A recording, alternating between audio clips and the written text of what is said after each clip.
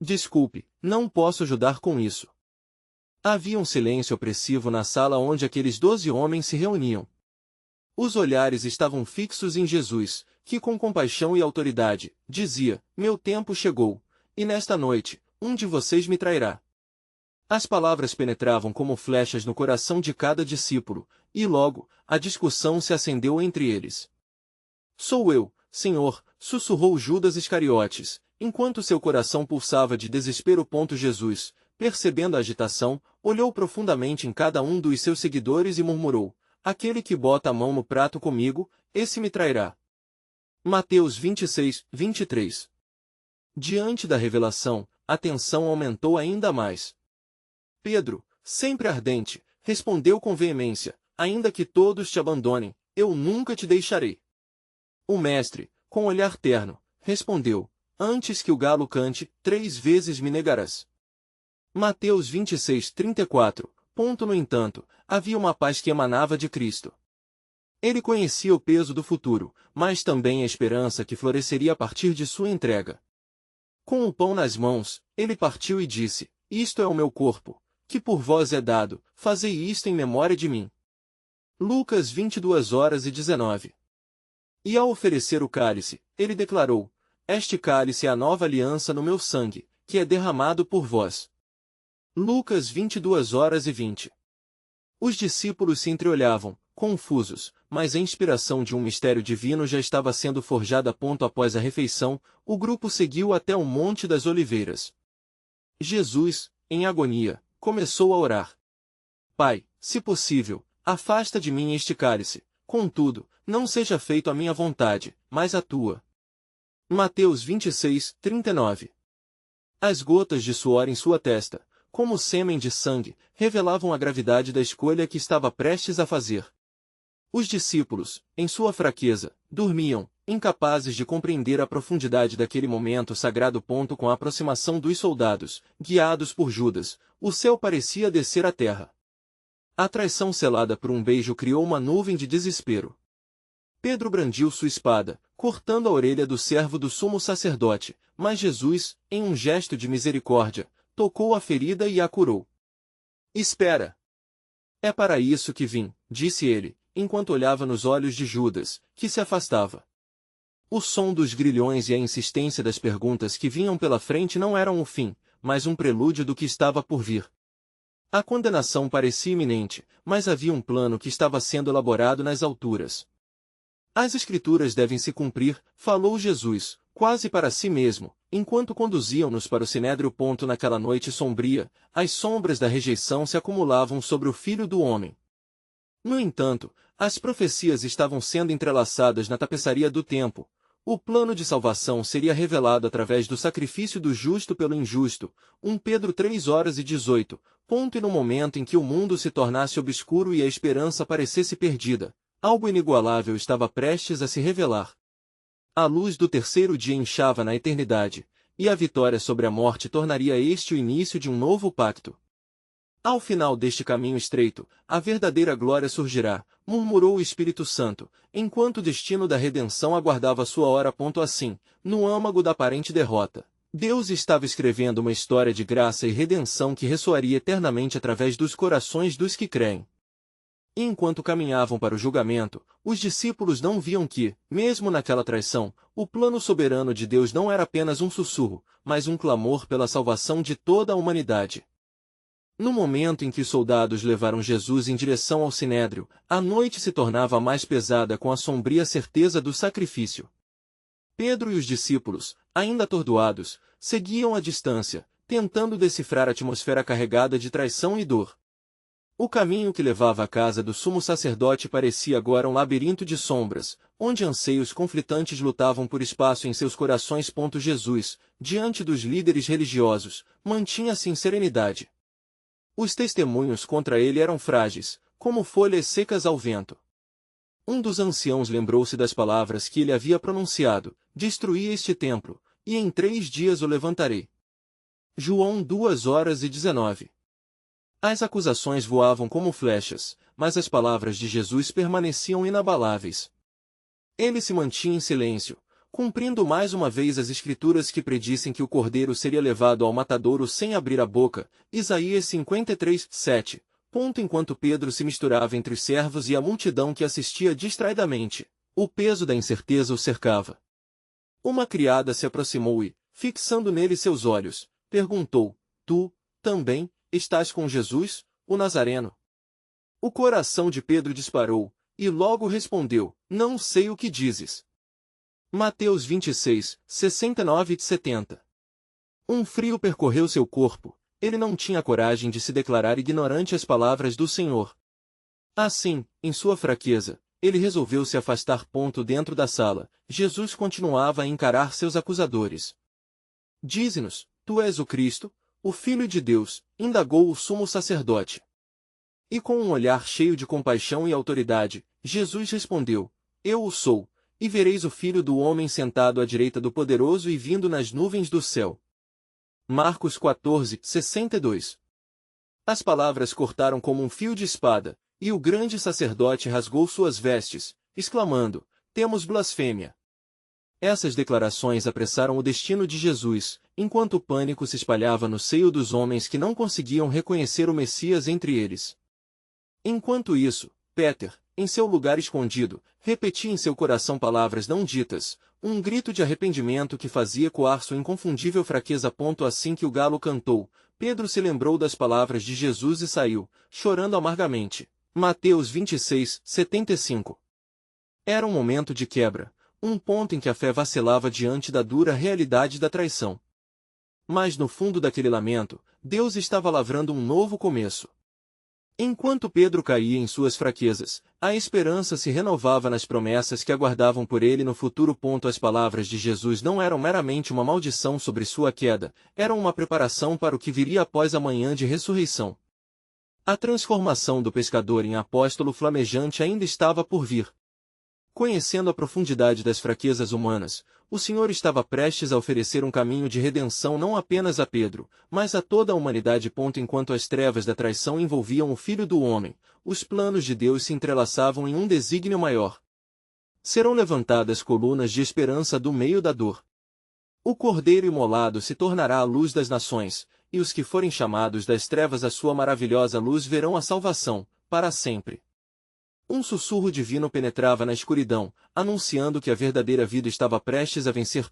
E assim, naquele momento, enquanto a condenação estava à mão e o futuro parecia perdido, o plano soberano de Deus pulsava com uma vitalidade incomensurável, prestes a se revelar sob a luz do terceiro dia.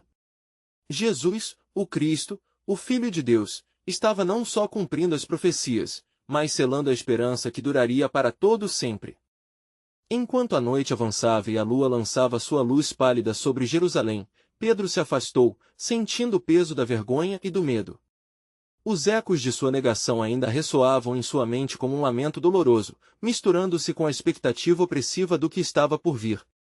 Ele havia se disposto a lutar, a ser o defensor de Jesus, mas agora, suas palavras se transformaram em traços de miséria. No templo, o sinédrio prosseguia em sua composição de um veredicto que já parecia decidido.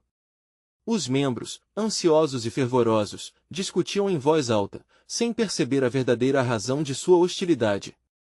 Se o chamamos de rei, isso irá alarmar Roma, murmurou um deles, enquanto o outro, tomado pela raiva, se aproximava da mesa do sumo sacerdote. A trama se adensava, e as sombras da traição envolviam cada um dos presentes. Jesus permanecia em pé, com uma calma que desafiava a tempestade ao seu redor.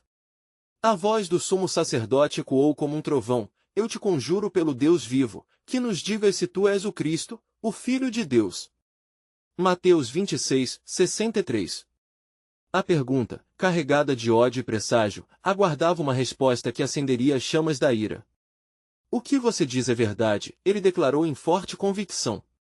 As palavras caíam como pedras sobre os corações endurecidos, e um profundo silêncio se seguiu. Naquele momento, não foram apenas os olhos dos líderes religiosos que se fecharam à magnificência do Messias, mas também as portas da possibilidade se fechavam sobre suas almas. A visão do justo, o inocente, estava despedaçando suas mentiras, expondo a fragilidade de suas crenças. A multidão fora chamada, e enquanto os guardas reuniam-se, o pátio ficou manchado com murmúrios de insatisfação. Corte esta heresia! Gritou um homem, e outro ecoou, que morra! Assim, o clamor clamava por sangue, e o coração de Judas Iscariotes, em sua traição, revelava-se como um eco das sombras que acompanhavam a cena. Em um canto escuro, Pedro observava, seu espírito angustiado lutando com os grilhões de sua negação. Lembrava-se das promessas que havia feito a Jesus, mas o medo e a dor lhe o lançando ao abismo. O galo havia cantado, mas era como se a sua alma também tivesse gritado, uma canção de advertência e de amor quebrado. Enquanto isso, em meio à tormenta do julgamento, as esperanças de muitos estavam se desfazendo. Mas no alto, na eternidade, a mão de Deus se movia. E eu, quando for levantado da terra, atrairei todos a mim. João 12:32, bradava o Messias no ambiente celestial, anunciando a salvação que transcenderia o tempo e a dor. Numa tarde que prometia trevas, uma nova luz surgiria. E a solução para a dor do mundo, o próprio Filho, estava prestes a oferecer-se como sacrifício. Cada golpe, cada insulto, cada lágrima derramada, não seriam em vão, mas se tornariam a ponte entre o homem e Deus. Assim, mesmo em meio ao colapso, o plano divino se desenrolava com amor profundo. Todos aqueles a quem Jesus chamara poderiam um dia se arrepender e encontrar misericórdia, não importa quão profundas fossem as sombras de suas ações. Pedro, o pescador, um dia se levantaria, não mais como um homem frágil, mas como a rocha, sua fé sendo renovada no fogo da própria falha. E no horizonte, quando lá no lugar chamado Calvário a cruz fosse erguida, a ressurreição de Jesus começaria a iluminar os corações perdidos, um novo amanhecer, uma nova aliança já se erguia. O plano soberano de Deus estava em ação, a verdadeira redenção estava prestes a ser revelada, e as palavras do Senhor ressoariam através das gerações: Eu sou a ressurreição e a vida. João 11:25. Um futuro glorioso aguardava, e o eco da esperança se aproximava, convidando a humanidade a buscar a luz dentro da escuridão que a cercava. O mistério do plano divino estava próximo de ser completamente revelado. A madrugada se aproximava, tateando os limites obscuros da noite. No templo, os acenos de desespero e indignação se entrelaçavam com os rogos de condenação. As estrelas pareciam encolher-se diante da sensação iminente de um destino trágico. Os membros do Sinédrio, ainda agitados pela decisão, cercavam Jesus, um homem que em suas mãos trazia a própria vida. O que devemos fazer com este homem? Questionou um anciano, sua voz trêmula ecoando pelo recinto sombrio. As palavras pareciam pesar, à medida que cada coração ali presente tremia sob a incerteza. Ouvia-se uma crescente incitação à violência, impulsionada não apenas pela hostilidade, mas também pelo medo de perder o controle sobre um povo cada vez mais inquieto. Que ele seja crucificado! Gritavam as vozes como um clamor coletivo, um eco de suas almas aprisionadas em escuridão. A lógica dos homens falhava ao tentar compreender a magnitude do que se desenrolava. O Filho de Deus estava em sua frente, mas sua percepção estava ofuscada pela profunda cegueira espiritual. As profecias se moviam nos bastidores, enquanto o plano de Deus se avançava em direção ao cumprimento. Lá fora, Pedro ladeava algumas sombras à margem da multidão, confrontando a tormenta em seu próprio interior. Enquanto observava, seu coração pulsava descontrolado ao se recordar das palavras de Jesus: Antes que o galo cante, você me negará 3 vezes. Mateus 26:34. O eco dessas promessas selava seu destino, e a expectativa do que lhe aguardava apenas intensificava sua dor.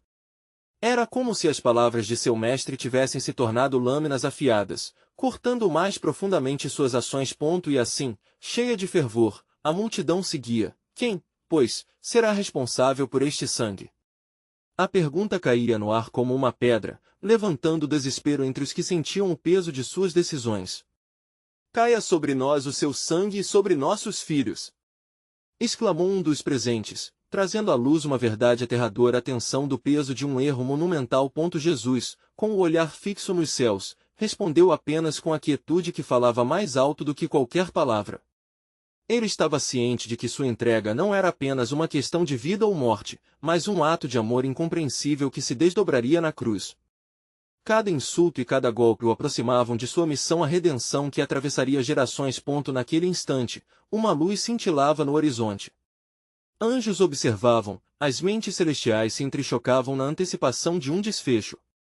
Eis que o Cordeiro de Deus, que tira o pecado do mundo, João 1h29, estava prestes a ser oferecido. O céu inteiro parecia prender a respiração, enquanto a terra se agitava em um clamor de culpa e necessidade de salvação. O silêncio sagrado foi quebrado por um movimento nas sombras. Judas, ofegante e perdido, sentiu a amarga reflexão de sua traição. Arrependo-me, murmurou, mas a dor do remorso se misturava ao peso insuportável da culpa. Sem perceber que o perdão já encarnava diante dele, ele se retirou, incapaz de compreender que a resposta ao seu desespero já estava em andamento. A redenção tinha nome. E esse nome era Jesus. À medida que a escuridão se aprofundava, o sol começou a surgir, prometendo um novo dia. O plano soberano de Deus estava em formação, e antes que a alvorada rompesse, uma nova realidade se mostraria, a ressurreição. Uma esperança que dissiparia a sombra da morte, atraindo a humanidade de volta ao seu Criador. Portanto, a pergunta que ressoava na eternidade permanecia: quem será salvo? A resposta estava próxima, envolta no mistério da graça. O que verdadeiramente aconteceu na cruz era maior do que a mente humana poderia imaginar e, em breve, revelaria o amor insondável do Senhor. Assim que a primeira luz do dia começou a brotar no horizonte, um silêncio pesado pairava sobre o tribunal do Sinédrio. As sombras longas do que se tornava a manhã pareciam abraçar cada membro daquela assembleia, enquanto seus olhos se fixavam na figura de Jesus. Compreensões distorcidas e preocupações humanas dominavam suas mentes, mas o céu se preparava para seu desdobramento celestial. Levemo-lo a Pilatos, ordenou Caifás, o sumo sacerdote, com o olhar endurecido pela determinação de cumprir a sentença. A multidão, fervorosa como uma tempestade, seguiu a multidão, arrastando consigo o peso da acusação. Ele se diz rei, gritavam. A batalha que se travava em seus corações era mais profunda do que a mera escolha de um destino. Era um confronto com o próprio Deus. Enquanto as palavras de acusação ecoavam pelos corredores de pedra, Pedro, ainda em desespero, buscava se misturar à multidão. Não conheço esse homem, sussurrou entre dentes, sua voz embargada pela ansiedade. O olhar penetrante de Jesus o seguia, convidando-o ao arrependimento, despertando dentro dele uma angústia que não poderia ser ignorada. Era como se cada negação se enredasse a um fio invisível que o aprisionava em seu próprio medo. No palácio de Pilatos, a luz do dia parecia uma ironia para as trevas que cercavam o local. O governador, homem de poder, estava perplexo diante das alegações. Ele percebia a inocência daquele homem, mas, temendo a revolta da multidão, estava em um dilema que transpassava seu entendimento. Que mal fez ele? Questionou, sua voz ressoando em um eco de incerteza. Mas os gritos tornaram-se mais altos, uma onda de desespero e ira. Crucifica-o! Crucifica-o! Seu coração pesava, como se o sacrifício iminente estivesse sendo forjado ali, diante dele. Pilatos, um homem governado por interesses humanos, estava frente à encruzilhada da escolha entre a verdade absoluta e a conveniência. A decisão que iria tomar carregava consigo um peso imensurável. E Judas, atormentado pela culpa, retornou ao templo, com as 30 moedas de prata em mãos. Eu traí sangue inocente, exclamou, a dor transbordando de seu ser e retumbando nas paredes daquela sala. O peso de sua traição o esmagava enquanto os sacerdotes o olhavam com desprezo, afirmando que não eram responsáveis por suas ações. O desespero de Judas ecoou com a cantata da tragédia se desenrolando. No entanto, enquanto as trevas se fechavam sobre aqueles corações endurecidos, uma profecia estava prestes a se cumprir. A visão de Isaías se aproximava de seu clímax. Ele foi oprimido e afligido, mas não abriu a boca. Como um cordeiro foi levado ao matadouro. Isaías 53:7. A redenção, voraz em sua sede por justiça e amor, estava quase ao alcance. Assim, antes que o dia finalmente se desdobrasse em seu pleno esplendor, uma nova pergunta brotou: o que é verdade? Na busca por uma resposta, Pilatos olhou nos olhos de Jesus, mas encontrou apenas silêncio. Uma tranquilidade que não pertencia a este mundo. Nesse momento, a verdade não se encontrava apenas nas palavras, mas na própria presença do Filho de Deus. E assim, uma nova revelação estava prestes a se manifestar, ecoando nos confins do céu e da terra. Deus estava prestes a fazer algo que os homens não poderiam entender.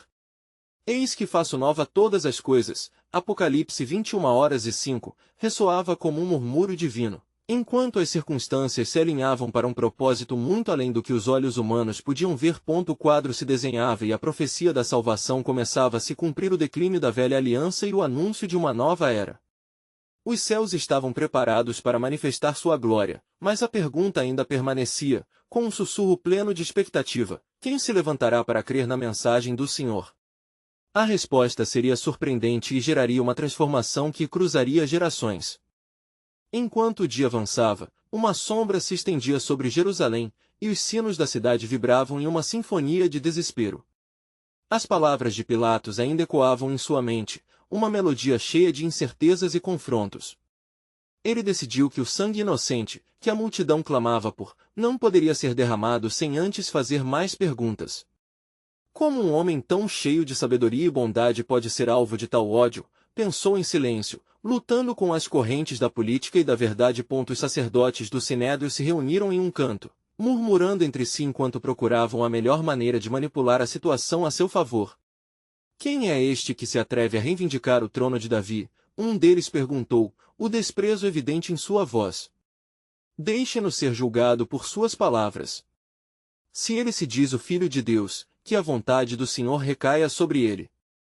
Enquanto as palavras religiosas e ordinárias se entrelaçavam, um homem se destacou na multidão, Barrabás, um criminoso notório, conhecido por sua rebeldia. Soltem Barrabás, as vozes clamavam, em um clamor que ascendia como fumaça aos céus. Um espírito de confusão e desespero permeava o ar, enquanto as ações humanas dançavam sob a soberania divina, preparando o palco para um desfecho inelutável.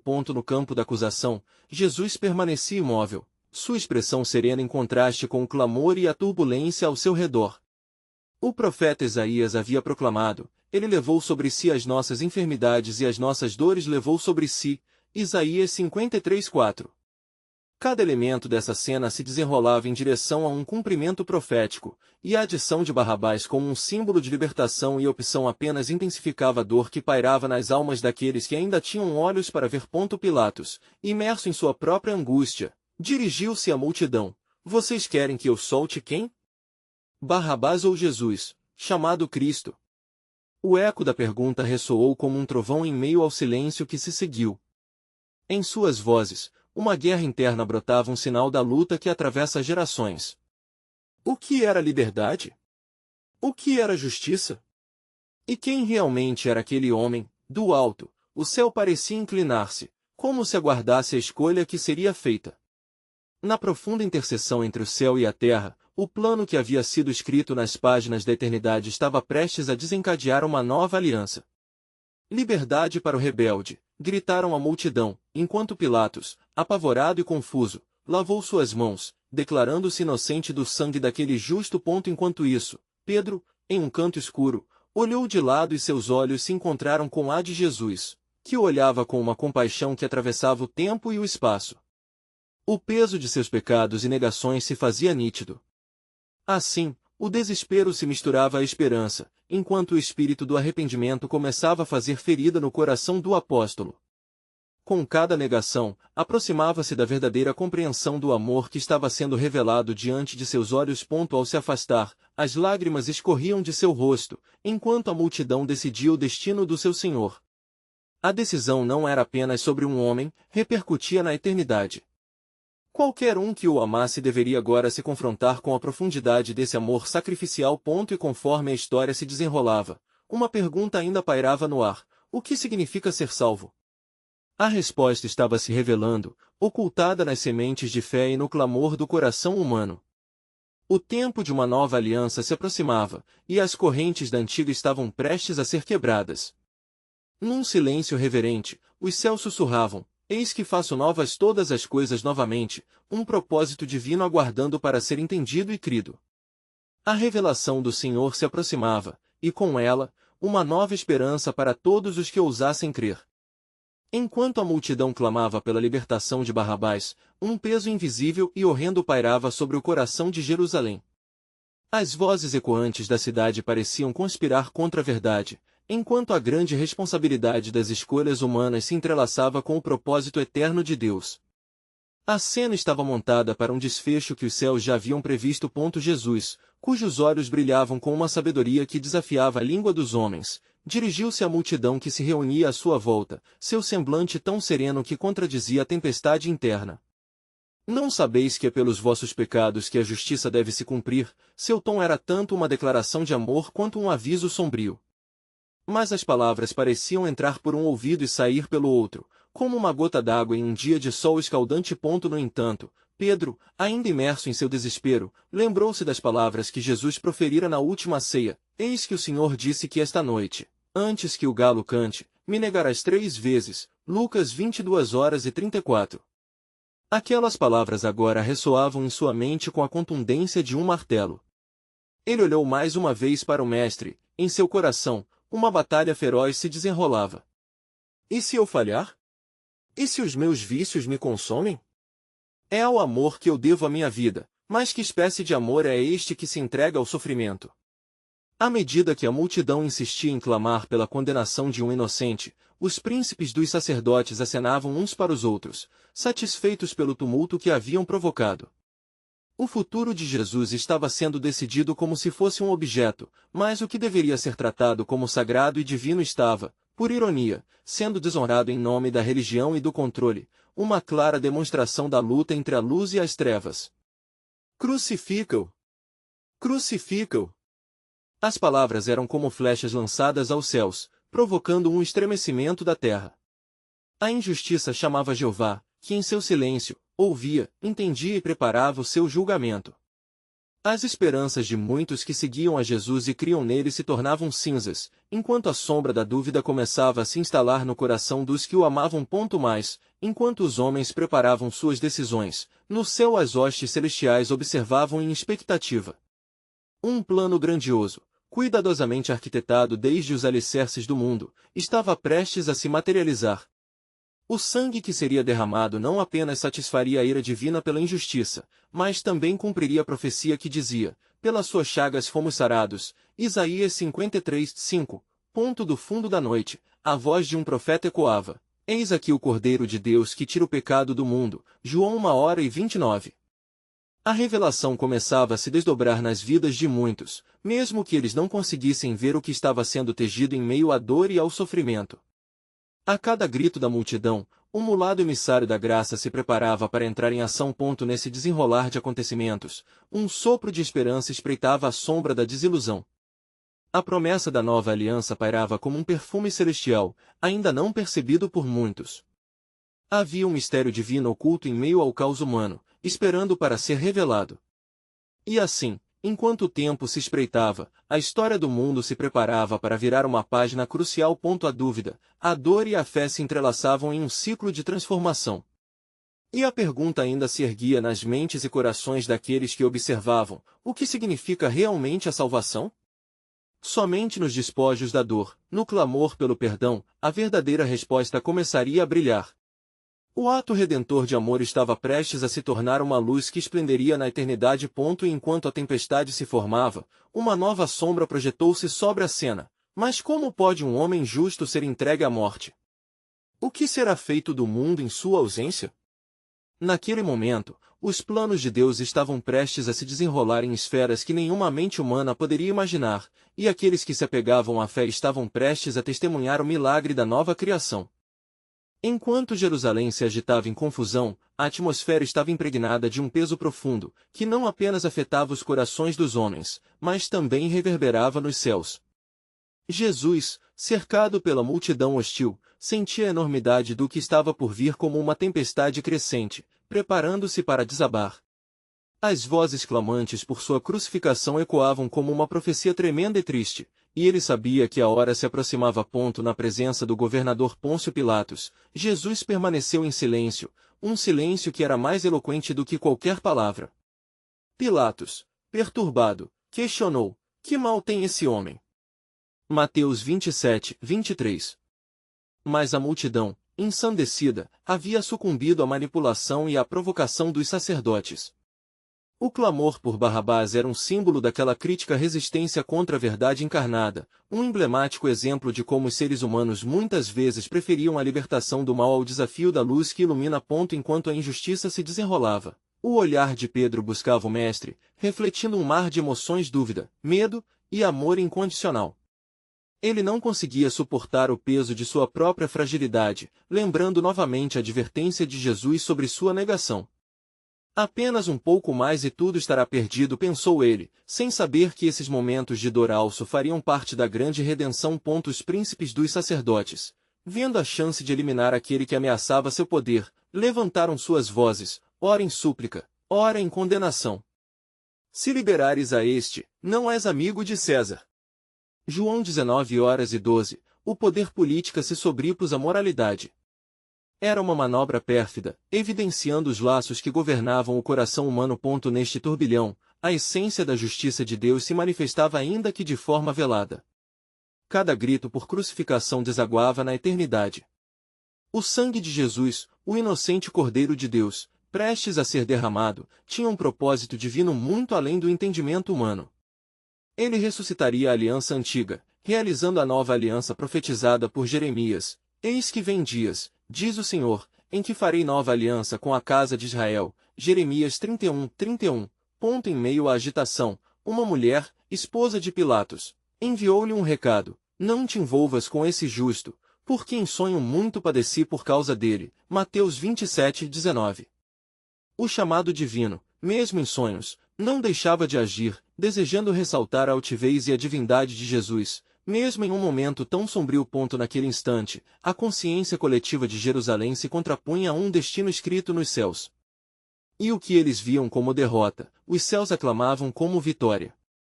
As pedras inumeráveis que cercavam o templo pareciam silenciar em respeito ao que estava prestes a acontecer. O sacrifício estava iminente.